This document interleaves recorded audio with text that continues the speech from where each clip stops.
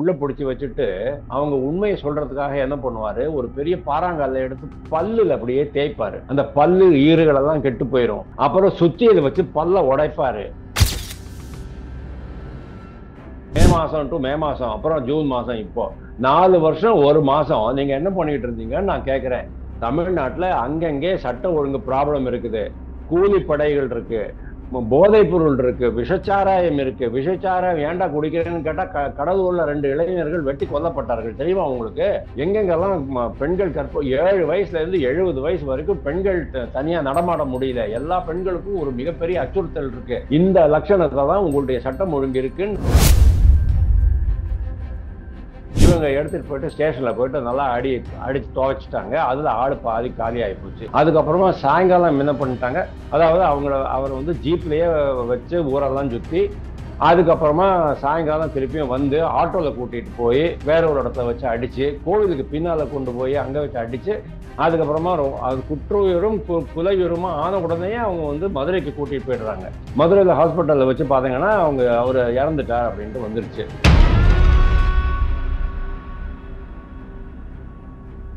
ஒருத்தர் இல்லைன்னு சொல்லிட்டே இருப்பாரு.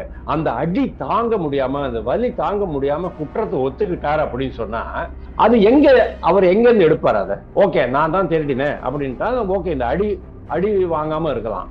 ஆனா அதுக்கப்புறமா பிரச்சனை வரும் இல்லையா, எங்க வச்சிருக்க அப்படின்னு கேட்பாங்க இல்லையா, அப்புறம் திருப்பி அடிப்பாங்க இல்லையா. அப்போ அவர் எங்க இருந்து எடுத்து கொடுப்பாரு? ஏன்னா அவர் உண்மையிலேயே பண்ணதை அப்படிங்கும் போது நீங்க வந்து அவர் திருப்பி எப்படி அடிக்க முடியும்? அவரை வந்து ஒரு தீவிரவாதி மாதிரி நீங்க எப்படி ட்ரீட் பண்ண முடியும்? முதல்வர் முழிச்சுக்கணும். இப்போ திடீர்னு ஒரு கூட்டத்தை போட்டு, ஒரு காவல்துறையினுடைய அந்த கூட்டத்தை போட்டு உடனே நீங்க இன்ஸ்ட்ரக்ஷன் கொடுக்கறதுனால ஒன்னும் டேமேஜ் ஆயிடுச்சு. முதல்வர் என்ன பண்றாரு, ஆட்சியை தக்க வச்சுக்கணும், ஆட்சிக்கு டேமேஜ் வரக்கூடாது, தேர்தல் சமயத்தில் இதை வந்து மிகப்பெரிய பூதாகாரமான பிரச்சனையை வெடிக்க கூடாது அப்படிங்கிறதுனால அதனுடைய பின்விளைவுகளை தடுப்பதற்காக குறைப்பதற்காக ஏற்ற அவர் நடத்துகிற ஒரு நாடகமா தான் நான் பார்க்கிறேன்.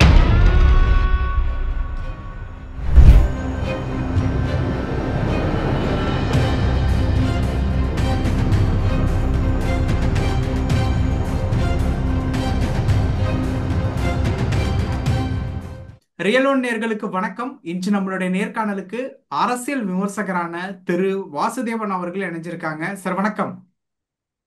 வணக்கம் தமிழ், எப்படி இருக்கீங்க? நல்லா இருக்கேன் சார், நீங்க எப்படி சார் இருக்கீங்க? நல்லா இருக்கேன், ஃபர்ஸ்ட் கிளாஸா இருக்கேன். ஓகே.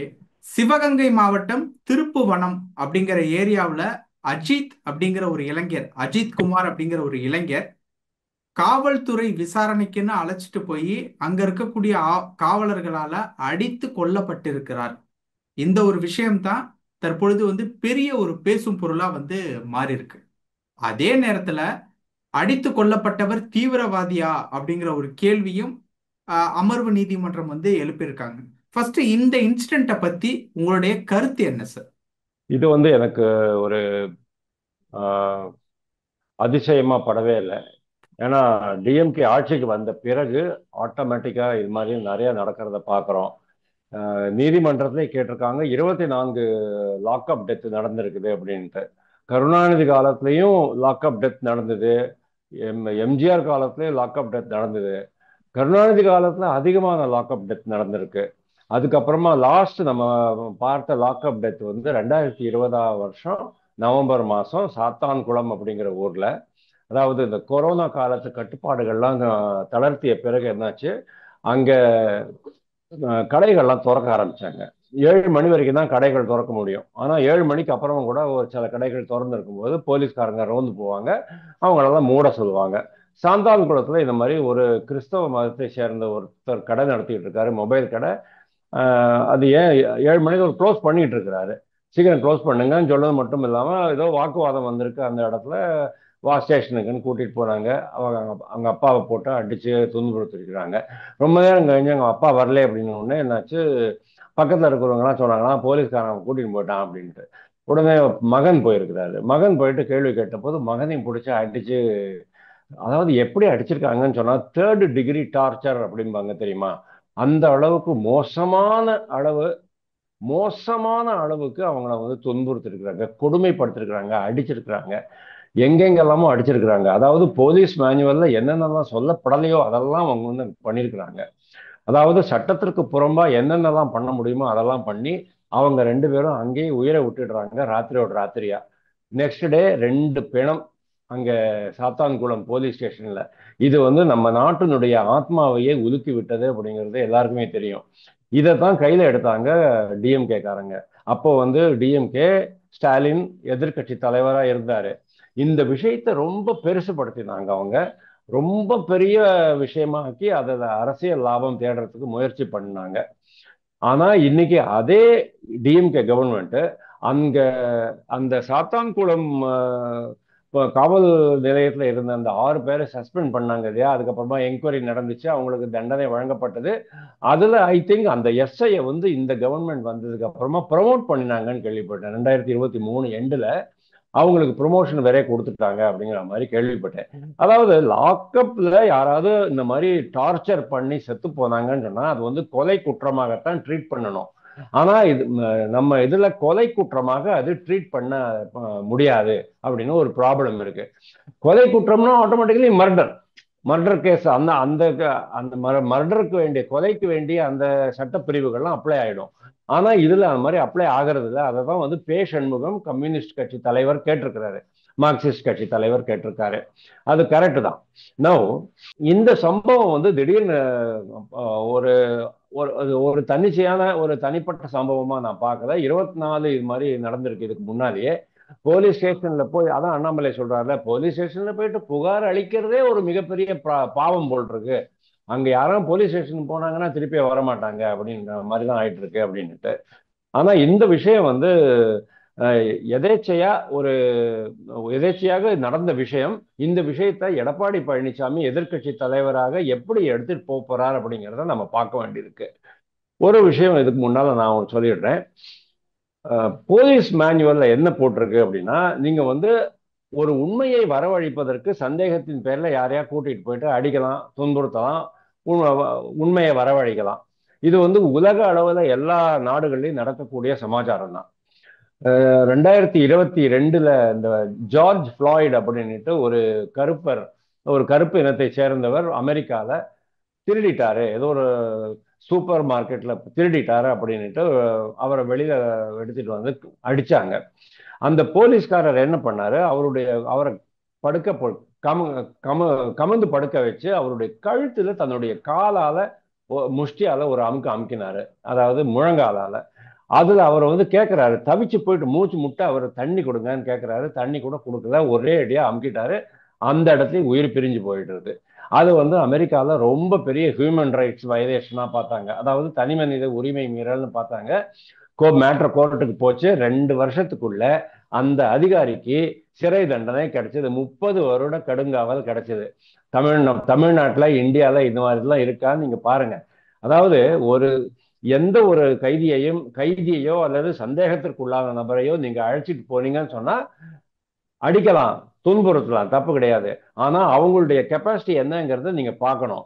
அவருடைய உயிரை மாய்க்கிறதுக்கு உங்களுக்கு எந்த விதமான உரிமையும் கிடையாது. உடம்புல பெர்மனண்டா டேமேஜ் பண்ணக்கூடிய எந்த விதமான சித்திரவதையும் நீங்க பண்ணக்கூடாது அப்படின்னு தான் போட்டிருக்கு.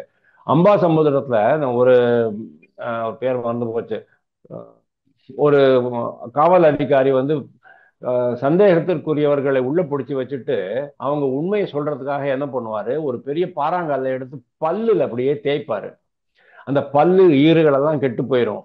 அப்புறம் சுத்தியில வச்சு பல்ல உடைப்பாரு. அந்த அந்த வழக்கு இன்னும் நடந்துகிட்டு இருக்குது. பல்பீர் சிங் இப்ப கூட. ஆமா, பல்தேவ் சிங்.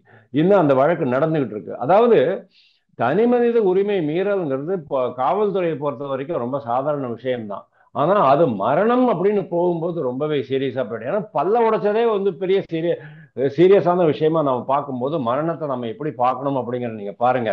இந்த ப்ராப்ளம் என்ன தெரியுமா?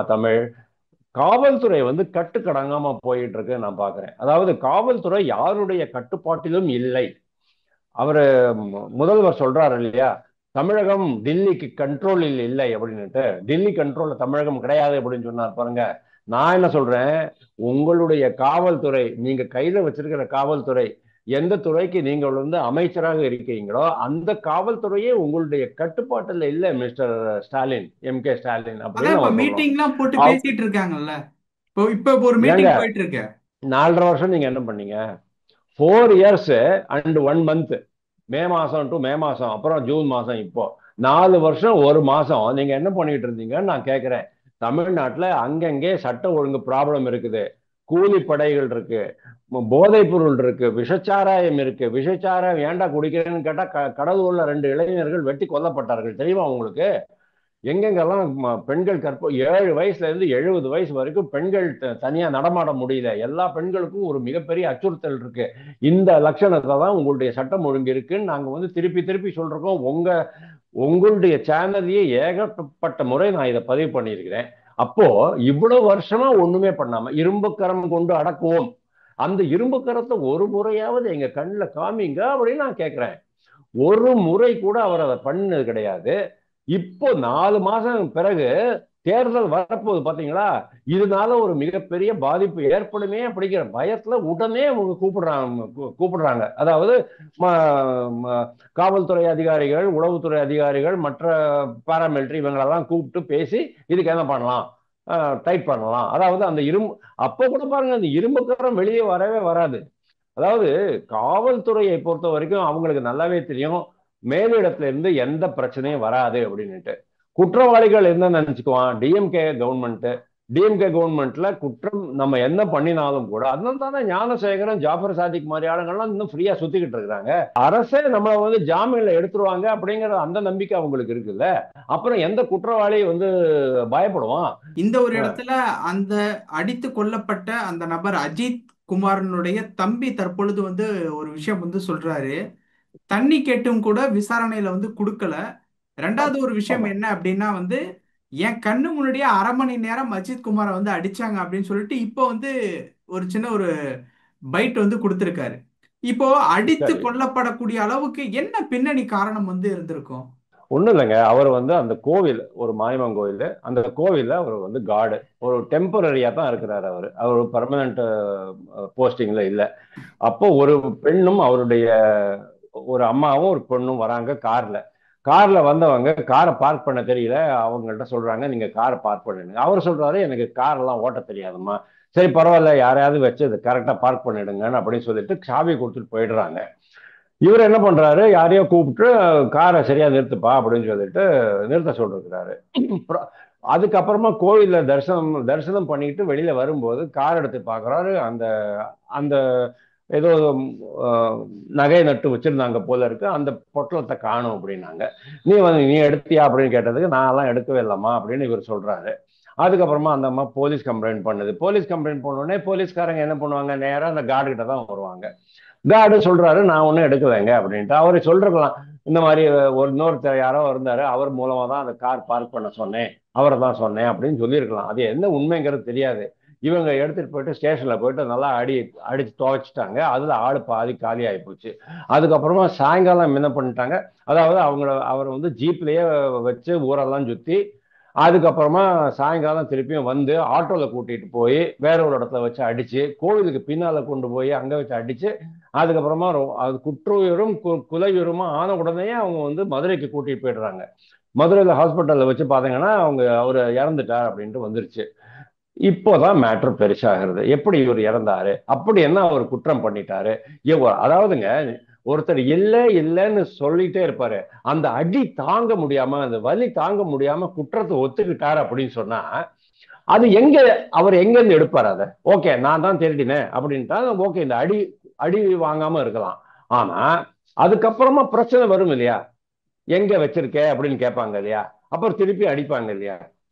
அப்போ அவர் எங்க இருந்து எடுத்து கொடுப்பாரு? ஏன்னா அவர் உண்மையிலேயே பண்ணல அப்படிங்கும் போது நீங்க வந்து அவர் திருப்பி திருப்பி எப்படி அடிக்க முடியும்? அவரை வந்து ஒரு தீவிரவாதி மாதிரி நீங்க எப்படி ட்ரீட் பண்ண முடியும் அப்படின்னு நீதிமன்றம் கேட்கறது. அதுதான் எந்த எக்ஸ்டென்ட்டுக்கு நீங்க அவரை துன்புறுத்தலாம் பண்ணக்கூடாது அப்படிங்கிறதுல சட்டத்துல வரையறை இருக்கு, போலீஸ் மேனுவல்ல இருக்கு. அதையெல்லாம் இவங்க வந்து ஃபாலோ பண்றதே கிடையாது.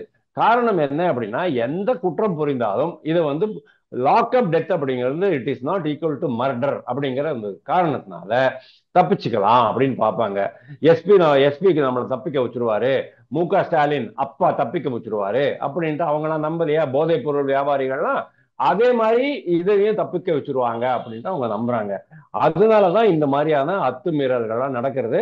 இது கருணாநிதியுடைய காலத்துல ஆரம்பிச்சது, இன்னைக்கு வரைக்கும் டிஎம்கே வந்துச்சு சொன்னா குற்றவாளிகள் எந்த அச்சமும் இல்லாமல் நடமாடுவார்கள், எந்த அச்சமும் இல்லாமல் குற்றங்கள் புரிவார்கள். ஏனென்றால் காவல்துறை செயல்படாது. காவல்துறை செயல்பட்டாலும் அவங்களுக்கு வேண்டிய இடத்துல மட்டும்தான் காவல்துறை செயல்படும். எவ்வளவோ இப்ப ரீசென்ட்லி கூட பாருங்க, ஏதோ ஒரு போதைப் பொருள் சிக்கியிருக்கு, அதுல ஒரு சில காவலாளிகள் சம்பந்தப்பட்டிருக்கிறாங்க.